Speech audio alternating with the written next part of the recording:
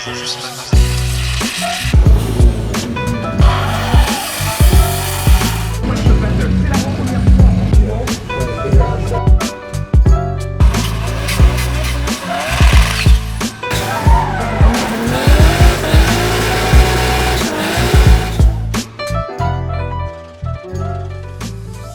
Ça filme?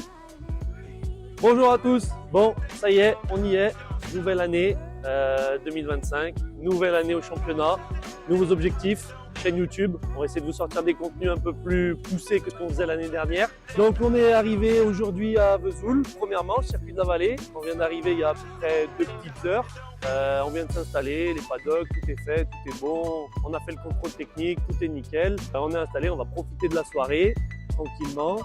Et puis demain, on est parti, matin essai, en espérant tout donner. La voiture, elle marche impeccable. On a fait une grosse amélioration cet hiver, beaucoup de travail, énormément sur le moteur et sur le châssis pour essayer de tenir tous les gros pilotes parce que de plus en plus, il y a des grosses voitures et des gros pilotes et du coup, on a été obligé d'un moment donné, si on veut faire quelque chose, de monter en gamme de voitures. Et donc du coup, on est enfin prêt. Et puis c'est parti, demain on attaque. Je vous laisse regarder le cadre incroyable.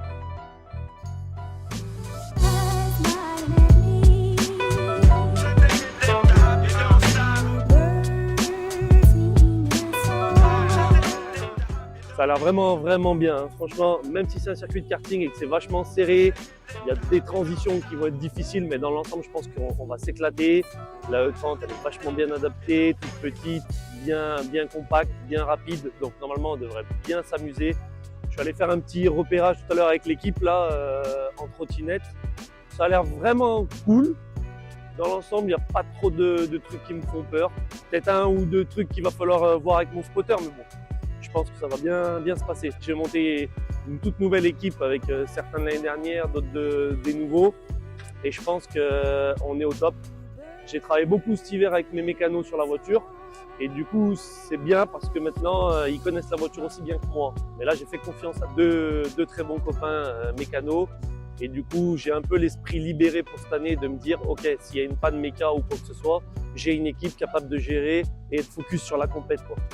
Avec, de toute façon, comme tout le monde, hein, les plus gros objectifs qu'on puisse avoir, hein, essayer de monter sur la boîte, faire le maximum de podiums et aller le plus loin possible, en espérant surtout décevoir personne, que ce soit mes sponsors ou mon équipe, que la voiture elle marche tout au long de la saison, qu'on n'ait aucun problème mécanique ou des petits. A few moments later.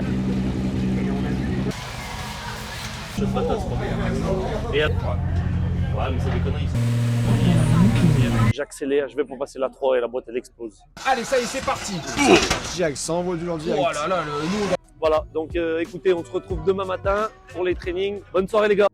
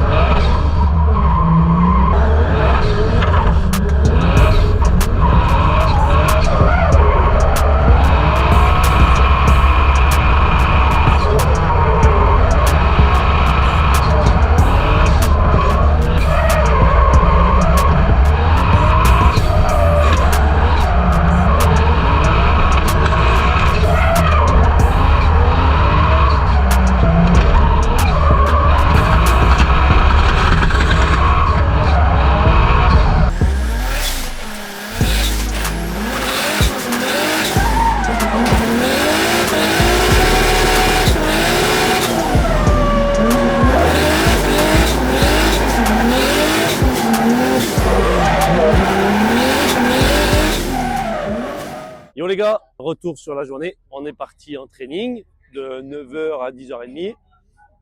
Super feeling avec la voiture, ça marche, ça fume, ça va vite, tout ce que j'aime. La ligne, j'ai réussi à la choper, j'ai mis un peu de temps, mais ça va.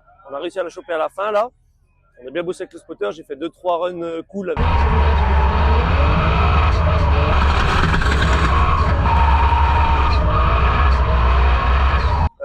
Et c'était vraiment intéressant.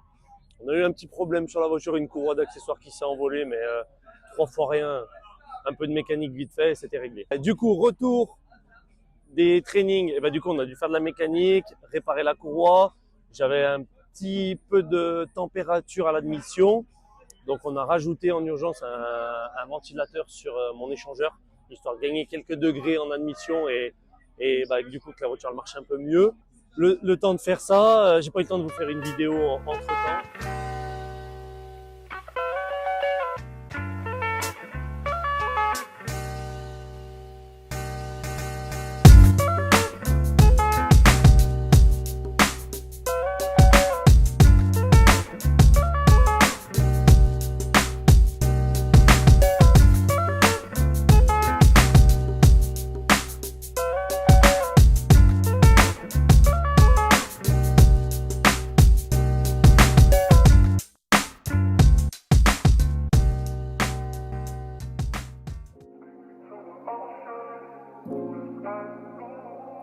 Du coup, bon, et ben top 32 face à Médéric Shiftek.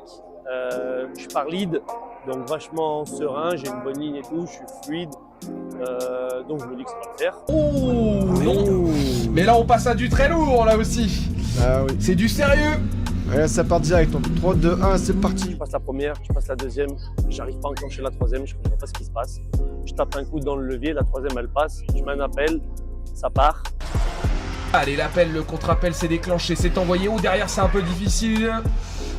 Allez, on balance, on balance. Voilà, c'est Pour ce qu'on veut Isker. voir. C'est beau, c'est fluide. Oh, c'est fluide, ça envoie pour le leader. Le leader, il a une belle ligne. Le leader, il a vraiment une belle ligne. Et derrière, il y a de la proximité aussi. Ça revient. Un peu difficile sur les débuts, mais ça revient fort. Attention, il y a l'intérieur. Attention, oui. Ça va. C'est bien, c'est bien, c'est bien. Et sur C'est la limite, finish ça line, bon, leader là, c'était clean. Hein. Ça paraissait clean. En Ah tout ouais. cas, waouh. T'as l'enfilade du Manji, là, l'auto, tu la vois, elle est fluide de gauche à droite, elle se balance, c'est magnifique. Ça paraît simple, hein. Ouais. Est-ce que ça l'est? Pas sûr. Pas sûr. Non. En plus, on reste à la limite sans mettre les roues dehors, bravo. C'est Mais joli. quand ça paraît simple, en général, c'est peut-être bon signe aussi. Hein. Ça veut dire que c'est fluide et que c'est clean. Bon réglage, bonne pneumatique, bonne pression, tout ce qu'il faut, bon pilotage. Et ça paye. Bah après, Isker, il s'est bien défendu parce que c'est bien, il a pas beaucoup de roulage avec Ouais. sa monture. Et non plus en compétition, je pense pas qu'il en ait fait des masses. Et en suiveur, malgré se retrouver dans la fumée et à suivre quelqu'un de rapide comme lui, c'est pas trop mal débrouillé derrière. On va voir devant maintenant ce que ça donne.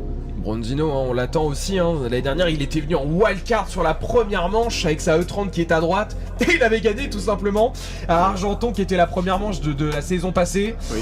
Et là, Exactement, ouais. il avait au final, je crois, fait toute la saison. Et là, maintenant, il est engagé à la saison. Ce n'est plus un rookie. Et on l'attend parce qu'il a vraiment montré de très belles choses. Et là, je pars en battle dans l'autre sens.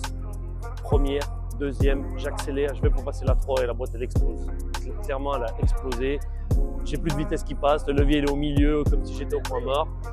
J'ai pas de vitesse qui passe et je suis coincé en deuxième. Bon, voilà, il secoue la tête, Bronzino. Qu'est-ce qu'il a, Oh, Bronzino non, c'est pas un problème technique. Pardon. Ah, décidément, aujourd'hui, ouais, il a le visage baissé. Et Et il est pourtant, arrêté. elle était opérationnelle son auto. Ah ouais. Ils avaient tout travaillé, ils avaient bien travaillé dessus, ils avaient tout fait aux petits oignons. Ah, il le disait, j'ai une auto plus performante. Enfin voilà, j'en veux, j'ai faim. Ils ont rajouté des poneys cet hiver, ils ont rajouté beaucoup de chevaux. Et ils ont travaillé sur le train arrière, parce que du coup, automatiquement, quand tu mets des chevaux, bah, après derrière, bah, ça casse. Donc il a tout le train arrière, il a transformé, la transmission, les cardans et ainsi de suite. Il a fait des entraînements, il a fait des roulages, ça est impeccable. Ce matin et cet après-midi, ça est nickel. Et là, Alors, la décision des juges. Une voie, 2 voies, 3 voies. Iskier qui passe, bravo à Iskier lui. qui passe, Anthony Bronzino qui va s'arrêter là, mais qu'on va retrouver tout au long de cette saison. Bravo messieurs, on peut les Ah oui, applaudir bien vraiment. fort. Bravo à lui. Milieu, comme si j'étais au point mort. J'ai pas de vitesse qui passe et je suis coincé en deuxième. Alors je me dis bon bah on va essayer de jouer la carte on reste en 2 et j'ai accéléré, le virage il est hyper long et du coup en 2 le moteur il fait brrr, à fond et puis finalement la voiture elle regrippe et je me dis je suis en train de saccager la mécanique pour rien. De toute façon j'ai regrippé 2 fois, que c'est pas la peine, c'est fini et on arrête. Je m'arrête au milieu de la piste, j'essaie de taper un peu dans le levier parce que du coup je suis un peu énervé et en colère parce que bon ça fait bientôt 4 mois qu'on bosse sur la voiture pour avoir un truc fiable et énervé pour réussir à tenir tous les autres pilotes et je me retrouve avec une boîte qui explose littéralement. Donc bon, c'est pas très grave, c'est moins pire que ça aurait pu être, hein. On aurait pu avoir un piston qui passe à travers le capot ou alors une erreur de ma part, un spin ou un regrip et que du coup je perds parce que j'ai fait de la merde hein, clairement et c'est pas ce qui s'est passé, c'est vraiment une casse mécanique donc je me dis que d'un côté, c'est pas plus mal, c'est pas de ma faute. On a voulu mettre beaucoup de chevaux, beaucoup de couple. On est presque à 800 Nm de couple. Du coup, les boîtes de diesel, elles commencent à pas trop aimer. Donc, on va essayer d'en choper une avec pas trop de kilomètres pour finir la saison et peut-être espérer l'année prochaine se monter une petite séquentielle. Le petit rêve depuis toujours, depuis que je suis gosse. Et puis après, on n'aura plus de problème. Voilà. Ciao les gars. Et puis, on se voit à la prochaine course dans un mois à Croix-en-Terre-Noire. Ciao.